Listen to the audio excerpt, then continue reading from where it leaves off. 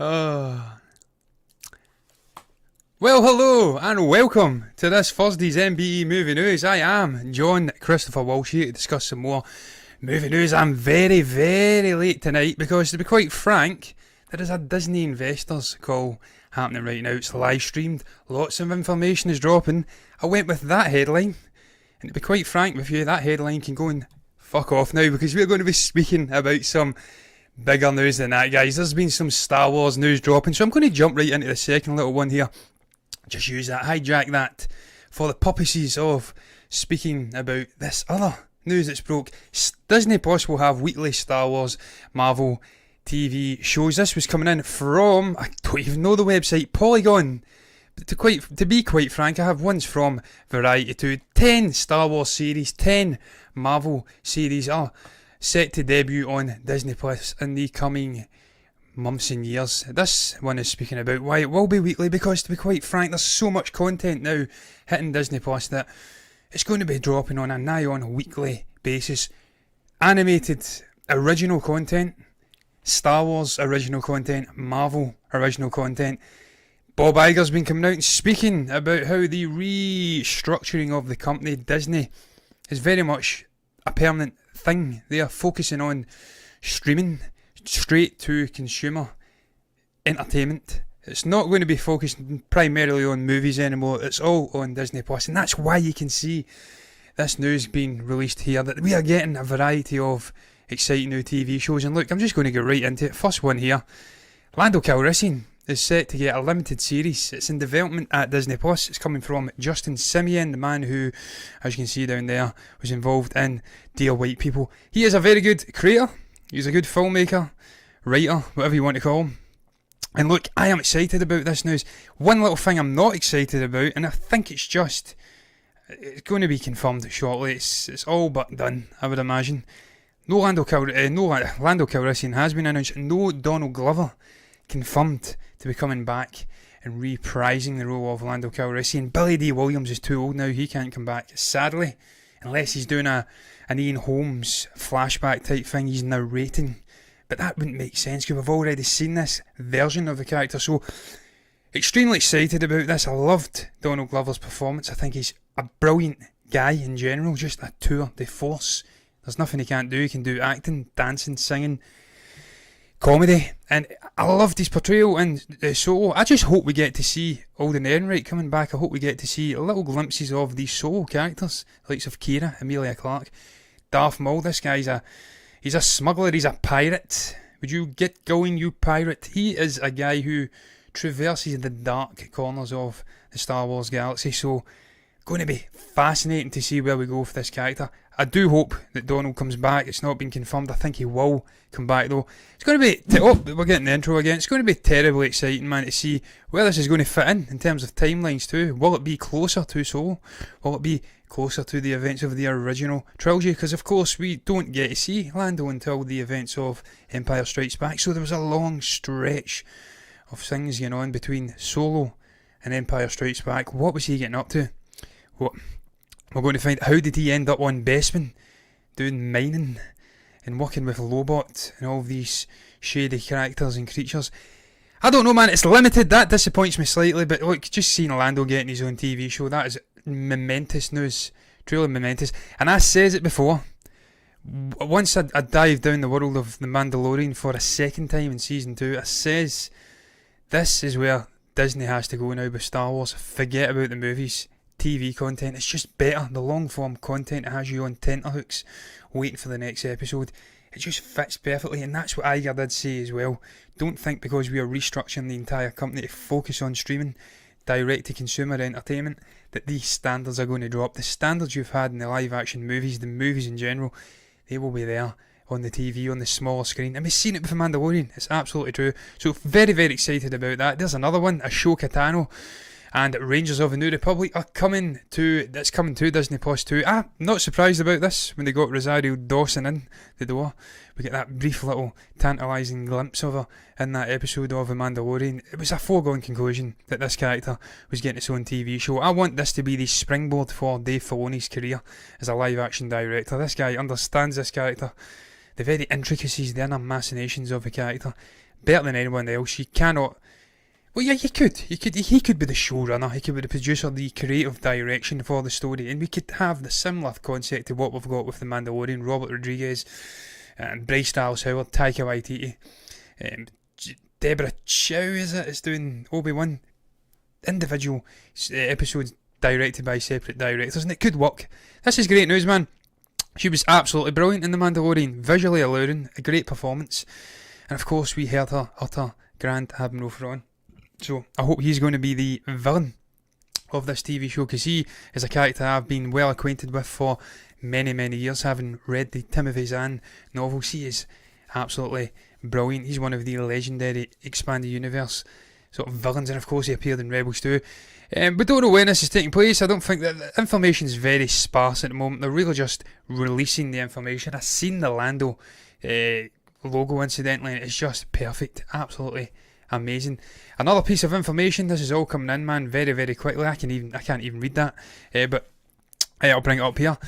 Patty Jenkins tapped by Disney and Lucasfilm to direct. My dog's wrecking my audio interface there, so if the audio goes terrible, I do apologise in advance, but it's my dog.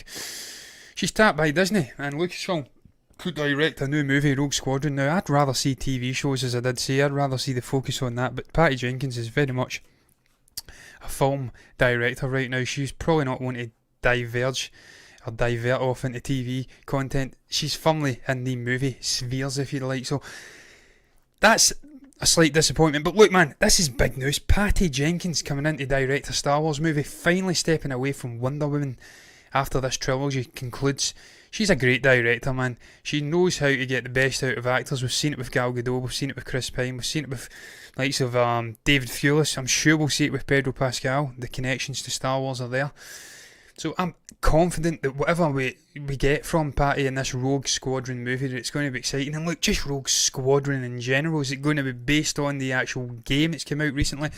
It's fascinating to look into the sort of camaraderie and that intricate sort of setting of these Rogue Squadron fighters. Will we see the likes of Wedge Antilles? Will it be in that era? Will it be in the New Republic era? I don't know, but it's brilliant, man, to look into these sort of X-Fighters. I've combined the two of them, TIE Fighters and X-Wing, sort of spheres of the universe. More gritty, boots on the ground storytelling, like what we got in the likes of Rogue One. Not the mystical force side of things, the big grandiose battles for the galaxy itself, and more boots on the ground, humanistic storytelling, and she is perfect for this. So that is great news as well. So excited about that. Hopefully that comes into fruition. She's just been tapped, it's not been confirmed. Is she going to knock back the chance though to work with Lucasfilm Disney? I think not. And then of course we have this truly stupendous news. We've got an animated Star Wars TV show coming out too. There's 10, so if you do the maths, we've got Obi-Wan Kenobi, whatever you want to call it, the Diego Luna, Cassian Andor series. The Mando will come back for multiple more seasons. We have got the Ahsoka Tano, the all-female led one from that, I forget her name. And then we've got, I'm even losing the plot here as well, the Lando one. We've got, what other ones have we got at the moment? We've got 7 at least now, 6 or 7. So there's some more scope for more TV shows to be coming out. But look at this, man. Hayden Christensen coming back as Anakin Skywalker for Disney Plus as Kenobi. Briefly popped on social media whilst I was out walking my dog before I came on and done this show. People are wailing and bitching and screaming, why do we want Vader in the Kenobi TV show? Are you thick as shit? Come on. Look at what happened in the original Star Wars when Vader met up with Ben Kenobi for the Lord knows how many times since the events of Revenge of the Sith. When we first met, when I last left you, you were the master. I can't recall the actual, I'm terrible with memory when it comes to scenes, but you know what I mean, there was discourse hinting that they may have met maybe another time after Mustafar. So depending on when this is going to lie in terms of timelines, we could see Vader himself coming in, we could see Anakin perhaps in flashback sequences haunting the psyche of Obi-Wan Kenobi. There is so much scope, and I'm so happy for Hayden Christensen that he is potentially going to have a chance to redeem himself, because he got absolutely destroyed for his performance as Anakin in the prequel trilogy, and I thought it was wrong, because the guy was only working off the shit dialogue that George Lucas provided him with. There's only so much you can do as an actor with dialogue like, I hate sand, it's coarse, annoying, and it gets everywhere. even the likes of Al Pacino and stuff like that would struggle with that type of dialogue. So I'm not going to be too harsh on Hayden for his performance. I think he's proven after Star Wars with some performances that he is a decent actor. Hopefully he gets to redeem himself working alongside Ewan McGregor once again. I'm extremely excited for that Kenobi TV show, where it's going to go. I hope it goes dark, really, really dark, into the very soul of Kenobi, haunted by killing his friend. Potentially he doesn't know it, and then maybe it's flashbacks and maybe it's a premonition of the future. I don't know how they're going to implement it, but I just know that I'm excited for Hayden Christensen coming back, man. Look, the possibilities for Marvel as well are endless. We have got so many potential Marvel TV shows coming out here too. 10 in the course of the next few years. We know we've got WandaVision, Loki, we've got the What If, we've got the Falcon and the Winter Soldier. What else have we got, man? Miss Marvel, She-Hulk. There's a couple of other ones in there. And of course we're going to get more announced. I'm probably missing it. It's probably getting announced right now on this Disney financial call or investors call, which specific Marvel TV shows are going to be coming out. As an aside to that, Harley, you're absolutely terrifying me, my friend. You're dragging my Focusrite audio interface down towards the ground. I'm going to lose sound here, my friend. Please stop whilst I do the show. Thank you very much. But that leaves the door open. There's potentially 3-4 Marvel TV shows we don't currently know about that are potentially going to be coming out in the course of the next year, 2 years, maybe 3 years. They're all going to interconnect in beautifully to the cinematic universe. I'm so excited for this, man. Mandalorian has really been the precedent for what we're going to get on this streaming service moving forward. High calibre production values, high calibre acting, high calibre directing from the likes of Robert Rodriguez, as I said, Taika Waititi, Bryce Dallas Howard. Times are up, man, for fans of Disney and just Marvel and Star Wars in general. I feel like they're finally getting their shit together. They're stepping away from the shackles of the original trilogy. I say that whilst I speak about Kenobi, Anakin Skywalker, Lando Calrissian. But you don't understand what I'm saying, man. They are getting off and doing unique stories with these characters. That's another criticism. I can't even speak. I'm not excited about this. I can't even speak. That's another criticism I've seen from people. It's a beige and uninspiring slate of Star Wars content coming out. Why can't they get away from the original trilogy? Well, why would they want to get away from the original trilogy? We have the High Republic that's coming out shortly, 800 years before. You stick with what's working. The Mandalorian is working. Solo, despite being a disaster behind the scenes, it kind of worked. People liked it. Rogue One, arguably the best Star Wars movie from Disney so far, set within the confines of the Galactic Civil War, the original trilogy. It works. Why would you diverge from it? They're not going to diverge from it. These people are sensible. They know their shit. They know what they're doing. But look, I'm going to move on. There's probably been more news come out, but I can't speak about it because I'm not reading it because I'm doing a show. It's really caught me on the hop, this investors call. I was desperately trying to leave it as late as possible to speak about it, see what kind of news we were going to get. And yeah, we've got some very exciting news indeed. But look, I'm going to move on to the second topic. This is going to be a shorter show, incidentally. There was supposed to be many topics. It's getting cut short. I've left it so late. I actually want to speak about Star Wars and Marvel all day long. But look, this one is interesting as well. It's R-rated features will be coming to Disney Plus. This was again from the Disney investors call. We seen somebody, I don't know who it was, some woman in a blue dress, blue sort of blazer and dress, speaking about it, and she announced that there is a new section of the streaming service going to be appearing over the course of the next few months or so in international markets primarily. Don't know what that means for North America and the United States and Canada and stuff like that, whether they'll get it as a sort of homogenous Disney Plus thing, and maybe they won't get Star Plus. But this is really big news, man, for Disney Plus subscribers, because this is confirming that we are going to get the likes of Deadpool, we're going to get the likes of Alien, we're going to get the likes of I don't know, other R-rated content, perhaps Indiana Jones and some other very exciting Fox content that was R-rated. I know we're getting Taika Waititi's Jojo Rabbit coming to the streaming service, in a sense diversifying the experience for subscribers. My one big complaint for Disney Plus over the course of 6-7 months, 8 months I've been subscribed to it now. I bought it out annually. I'll do it again next year. The price is going up as well, incidentally. Doesn't bother me though. It's £2 a month. Who gives a shit about that? It's nothing. My one criticism of the streaming service to date was it was a little bit samey. There wasn't enough diversity in the content. We had the National Geographic stuff, which incidentally is really underrated and pretty damn good. I've watched more of that than I have of Marvel and Star Wars, Mandalorian aside. But just not having enough diversity within the content has been its Achilles heel to date. Too centred towards the younger demographic, not catering to the adults who must be in the vast majority the primary demographic of subscribers within the streaming service. And now they're righting that wrong with this Star thing. And look, the way they're implementing it's very cool too. As you can see, we're getting Kingsman, we're getting Family Guy, we're getting a whole series of other content. Logan's going on there as well, completely forgot about that. There's lots of very intriguing content. Planet of the Apes is going to be coming in, that trilogy. Dawn of the Planet of the Apes, War of the Planet of the Apes, and the other one, whatever, Rise of the Planet of the Apes. We're getting lots of really interesting R-rated content. Deadpool finally coming on to Disney Plus. The Devil Wears Prada, if that's your thing. It's not really mine. The Sixth Sense, the great M. Night Shyamalan, whatever you want to call it, movie. Lots of amazing stuff. Atlanta, Donald Glover again, speaking about him, fantastic. I've actually seen that, so I won't be watching it again, but just diversifying the content we're getting on this streaming service, and it's long overdue. I cannot wait to see Wade Wilson, The Melt with a Mouth, Ryan Reynolds hitting Disney Plus. And they've done it well in a sense that it's all parental guidance and it's sort of, you've got age restrictions, so it's all protected. You're not going to have your kids and stuff like that watching this content accidentally. Not that I'd even care. If you're from Glasgow like me, I grew up around stuff like that. I watched Freddy Krueger, Nightmare on Elm Street and Arachnophobia and the Tim Curry Pennywise series when I was 5-6 years of age. I completely...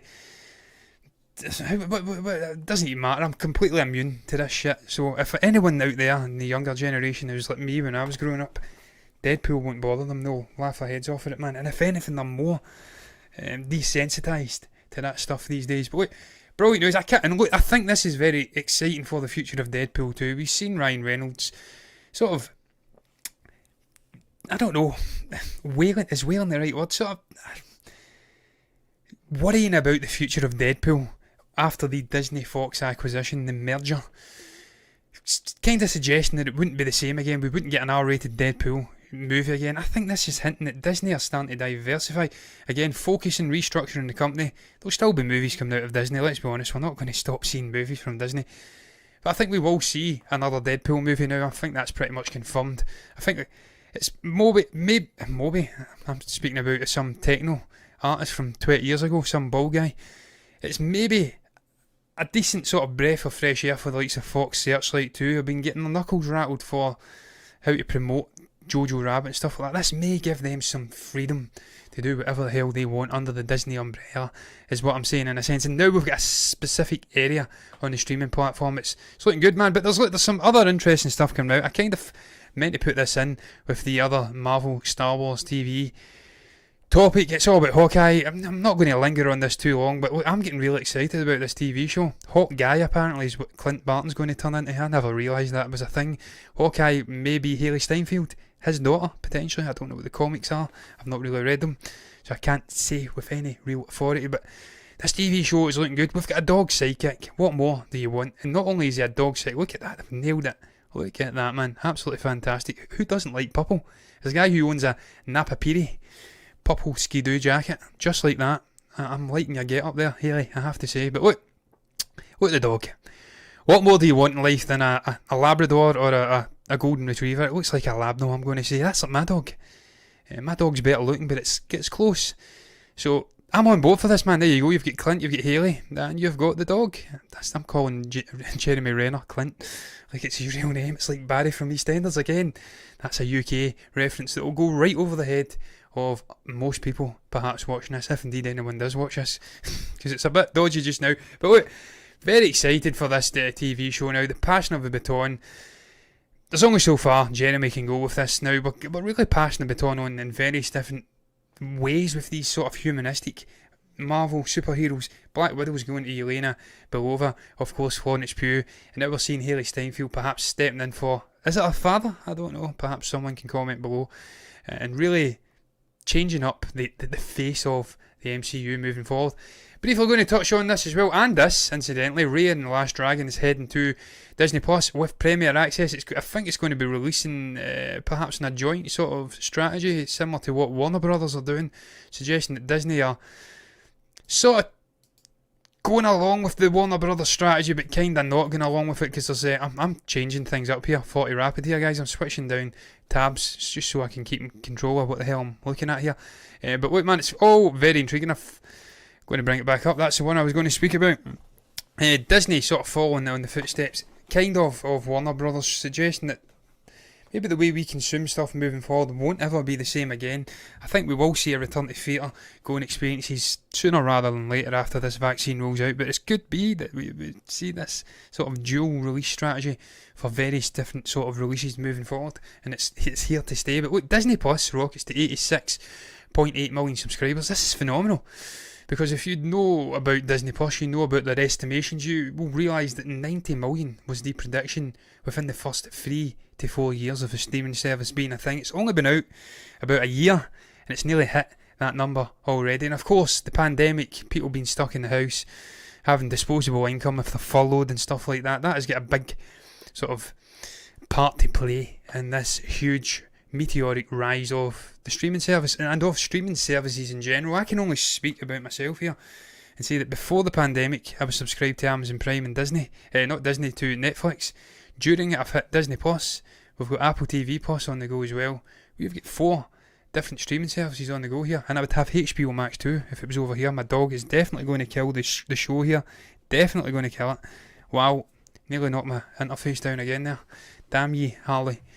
But yeah, man, I think it's probably down to the pandemic more than anything. And it will be interesting to see if this is something that can maintain the momentum moving into 2021 and beyond. If this pandemic kind of disappears, and I hope it does, will this momentum be carried on? Will people just stick to watching things in the house? Or will they want to go back out to theatres? Will life be changed, man? Will the battle for supremacy in this streaming market with Amazon and Apple and Disney and HBO and that shit Peacock thing, I think it's Universal, but intriguing to see how this all goes, how it all plays out. I have to say, I think it's going to, and in the end, probably come down to, I don't want to write Apple off, but HBO Max is such an interesting service with Warner Brothers introducing all of their new releases to this direct on the same day as hitting theatres. Netflix is the pre-established streaming giant, they're doing their thing.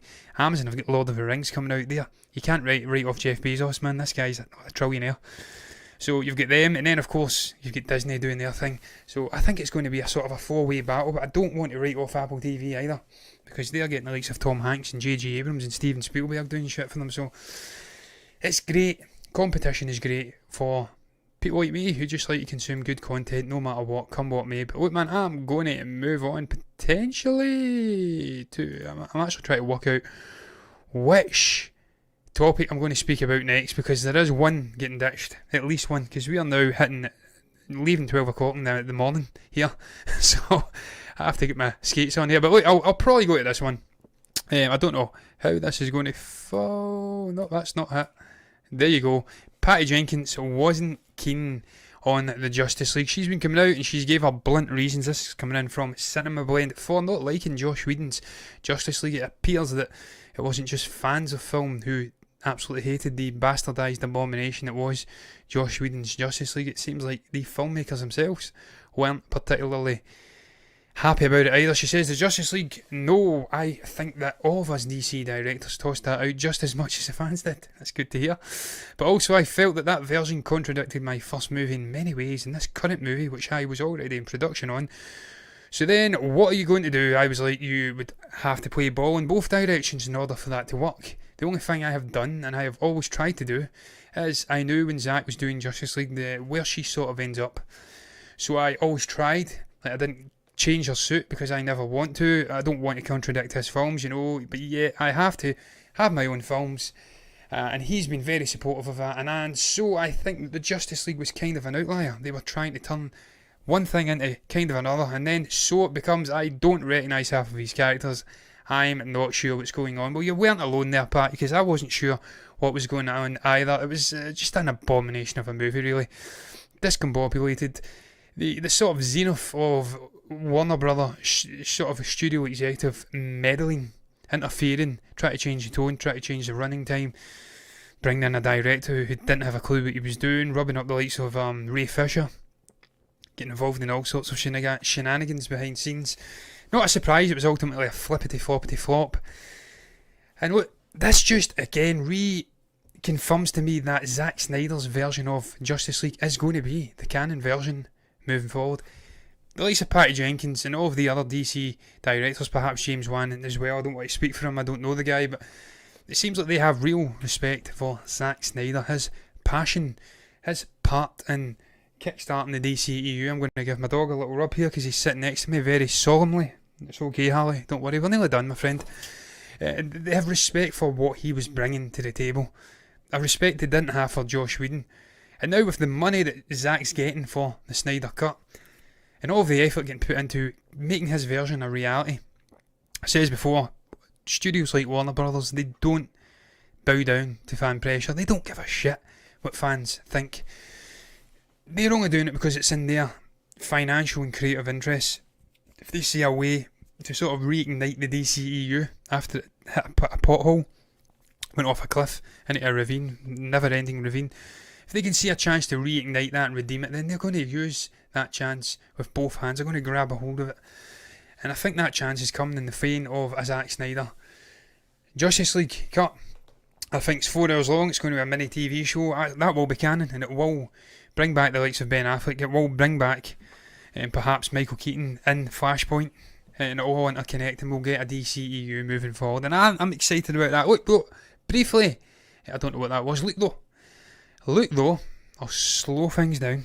I want to briefly touch upon this, very, very briefly indeed. The headline is this: Wonder Woman 1984 director, that's Patty Jenkins, and star, that's Gal Gadot, were paid over $10 million to support HBO Max debut? Question mark. What, you're not sure, MovieWeb? You want me to answer the question, or are you just posing the question? What kind of writing is that? What is going on? Niraj Chand, you're getting paid to write for someone like MovieWeb. I can write better than that, Niraj. You don't put a question mark there. You've either got a source confirming it, or you haven't. And if you haven't, you shouldn't be writing it. And if you have, why are you putting a question mark? Get your shit together, MovieWeb. But wait, I digress. This is what that's known. Tearing in my new arsehole. This is what they've had to say. After a tense negotiation, Warner Brothers, which is owned by AT&T, agreed that Mrs. Gadot, she's a miss, what's going on with the world? Gadot and Miss Jenkins would each get more than $10 million, according to people with knowledge of the deals who spoke on the condition of anonymity to discuss private agreements. So they're breaking their anonymity. They're breaking a potentially, what do you call it again, CBA, I think that's for credit agreements when you're in administration. We know all about that in Glasgow because a certain football club died. But NDA, non-disclosure agreement, they're breaking it.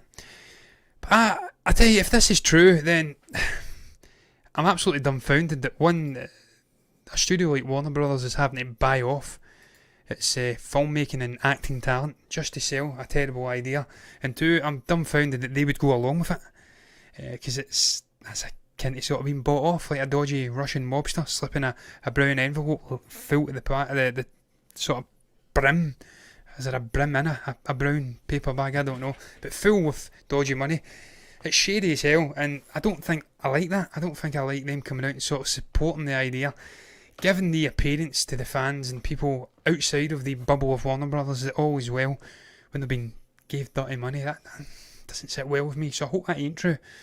I hope Narish, or whatever his name is right to put a question mark. Maybe he's just protecting his own hind, because he knows if it's wrong he's going to get sued to hell. But that's mucky. I don't like that one bit, man. But wait, I'm going to move on. You know what, I'm going to do the final topic, because why the hell not? Noah Hawley. That wasn't the topic I was going to speak about, but you know what, it is the topic I want to speak about, because to be quite frank with you, it is better than the final topic I had in mind anyway.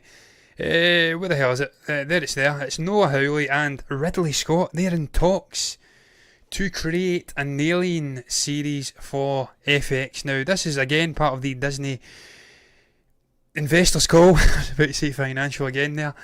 And look, this sounds great. This shouldn't sound great, because if you've watched the recent Alien movies, you'd know they're shit.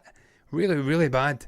Another classic 80s stroke 90s, I want to say. I think it was just 80s. Maybe in Alien's case, I'm thinking of Terminator. But a classic series, franchise from a bygone era that should have remained a duology of movies. When they started making more, it went downhill. It got shit. it shouldn't work. You should step away from it and come up with fresh ideas and a new genre or a new franchise. But this does work because they're doing something different. And look, Ridley's back, and Noah Hawley's a fantastic filmmaker, not filmmaker, TV sort of runner, writer. He's been involved in Fargo and a whole array of other things, man. He's such a good guy, sort of presence in this industry and the film industry, the TV industry, would you call it? And him working with Ridley Scott on this sounds very intriguing indeed. Not only is that, I'm going to try and read the quote. This may be the quote here. FX is moving quickly to bring audiences the first television series based on one of the greatest science fiction horror classics ever made, Alien. Alien will be helped. You see, I'd kind of disagree with that. I think the first Alien was a horror, but the second one was more of an out-and-out action. I wouldn't say it was a sort of bona fide horror franchise. I think it's got elements within it. The first one definitely a horror. Second one not so much. Ever made though, let's get into it. Alien will be helmed by Fargo and Legions, there you go. Noah Hawley stepping in to the creator executive producer chair in FX in advanced negotiations with Academy Award winning winner, I should say, Sir Ridley Scott, director of the first Alien film and the sequel, yada yada yada. He joined the project as an executive producer, so not far into our future. It's the first Alien story set on Earth, and by blending both the timeless horror of the first Alien, there you go, and the non-stop action of the second, there you go. I was right. It's going to be a scary thrill ride that will blow people back into their seats. This sounds very good, man. Look, the fact it's set on Earth, it's intriguing. We've not been there before in the Alien franchise. And you get the right people involved. It's like when you get Jim Cameron involved in a Terminator movie, it should work, but it kind of didn't in Dark Fate. And I'm always a little bit concerned with that term, executive producer, because what does that even mean? It's such a sort of empty term. What does it mean? Is he hands-on in the process? Is he involved in the writing? Is he helping Noah Hawley to do the screen, the script even, not screen? Is he helping them hands-on? Is he just going to kind of sit back and make himself look good while speaking about it to the press like Jim Cameron apparently done with Dark Fate? I don't know, but look, I will keep my eyes on that because that's very intriguing indeed. That's exciting news. We're getting perhaps a TV show. Again, it's all about TV, the medium of TV, golden age of TV. Everything's going to TV. I don't know where this lies. I don't know how FX sort of manifests itself over here in the UK. I don't know where it pops up. Is it on Sky? Is it part of another streaming service? Can I kind of subscribe to it through Amazon Prime? That's something they seem to do with Stars, I think it is, and various other ones. Time will tell, but look, I'm excited about it, and I may very well be interested too, man. But look, I'm going to end the show because I am done here, man. I've been speaking rapidly for about 35 minutes, I want to say, and I'm done. So I'm going to pass it over to you if you've managed to get to this part of the show, then, and if you have, well done, first and foremost. By saying, what is your thoughts on this news coming out of this Disney investment call? Are you excited about the potential of a Lando Calrissian and a Ahsoka Tano TV show? Do you want to see Patty Jenkins directing a feature Rogue Squadron movie? What is your thoughts on Hayden Christensen coming back to portray Anakin Skywalker in the upcoming Kenobi TV show? You can share your thoughts down below about that. You can also maybe give me your thoughts on Disney Plus sort of meteorically rising to 86 something million subscribers in the course of just over a year, just under a year, depending on where you're from. You can share your thoughts on a whole array of other topics I've spoke about, Patty Jenkins and this Alien TV show, everything in between. You can touch about maybe even Hawkeye's dog. You can comment below in the comment section anyway if you've got anything to say. You can also like the video if you've enjoyed it and subscribe to the channel if you want to see more content like this in the future. And if you do, that's what you'll get. You'll get more movie news Monday through Thursday. You'll get reviews on a Friday with me and Steven. We'll be back tomorrow to review Scam 1992. You'll get reactions and everything in between. But look, until then, I'm going to bid you farewell with a bye.